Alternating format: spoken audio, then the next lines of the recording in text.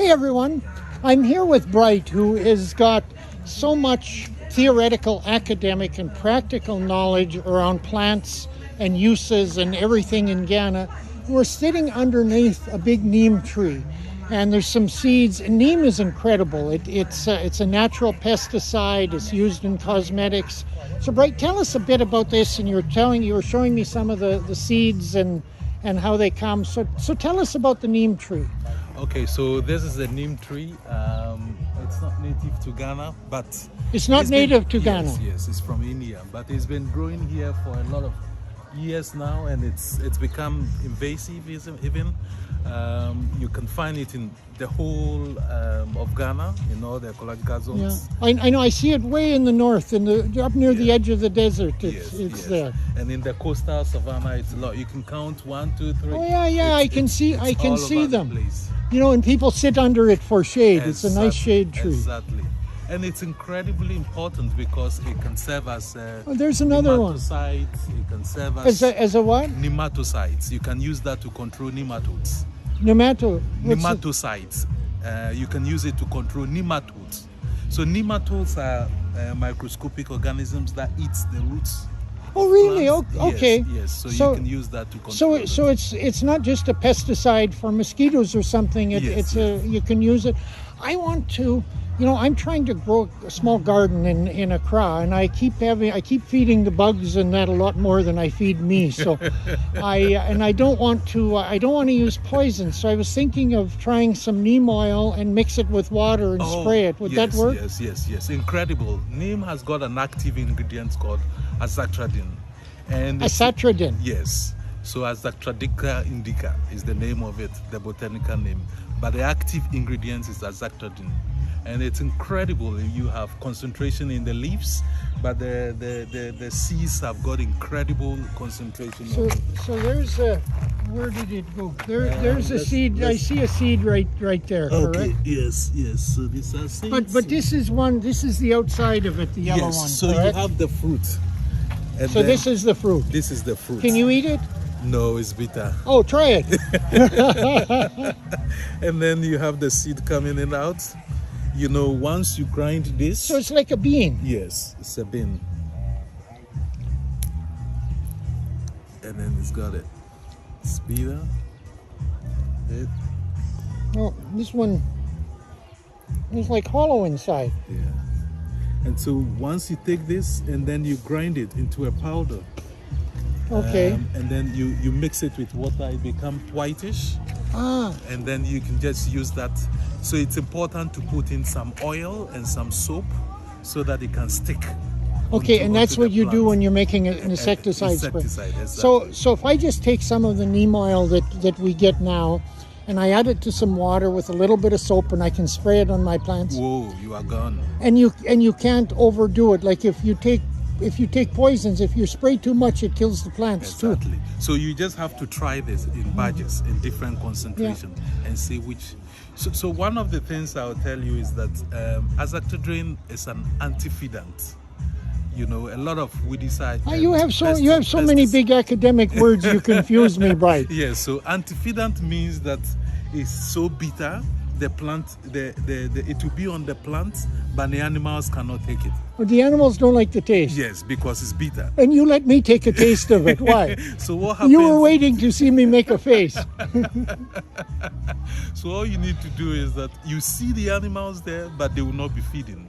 And once they get hungry, they move to the next plant. Okay. And so what you want to do, especially with leafy vegetables like lettuce, cabbage. Yeah, those are the ones they're eating. I'm trying to grow some chard. They just come up small and they chop them. Yes. So make sure that you spray in less concentration and allow some time before you eat it. Otherwise, it's going to be bitter for you. Oh, but even they start on mine when they're very, very small. One thing I was wondering about. So I have a challenge in Accra, my tomatoes, cucumbers, watermelon, there's not many bees, so the pollination is not good. Will this keep the bees away? No, it wouldn't keep the bees away. I think a lot of this, I did cucumber, it had a lot of flowers, but the flowers fell off.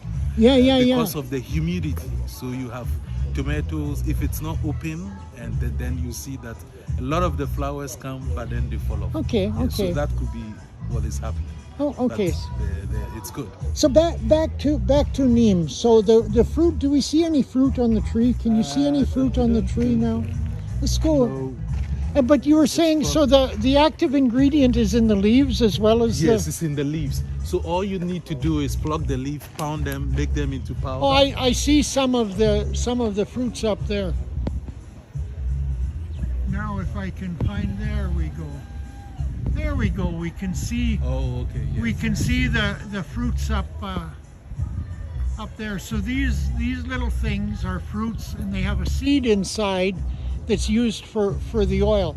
But the strength of the active ingredient is much higher in the seeds than the leaves. In the seeds, it's higher in the seeds. So what do you know? I'm hearing more and more about people making, sort of mixing it maybe with shea butter or something to make a natural mosquito repellent. Yes. So you remember I was using the big word anti-feedant? Yeah. Because it means that you don't feed. It doesn't allow you. Okay. So it's anti-feed. Okay. Yes. So what happens is that when you apply it, it becomes a bit bitter, and then the mosquito doesn't want to land on it.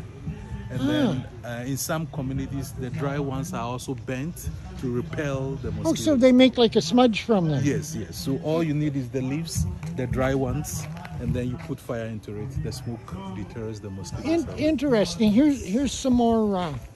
Here's some more fruits up here.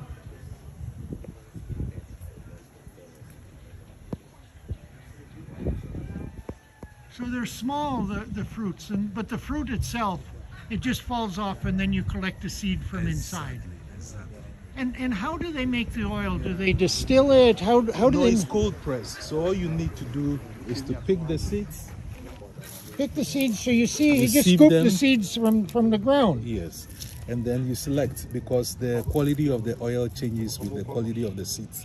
Just like share. So you want the white ones? You want the white ones. Oh, okay. And so when they collect them in the community, they go around and wild collect them from just from around the trees and. Exactly.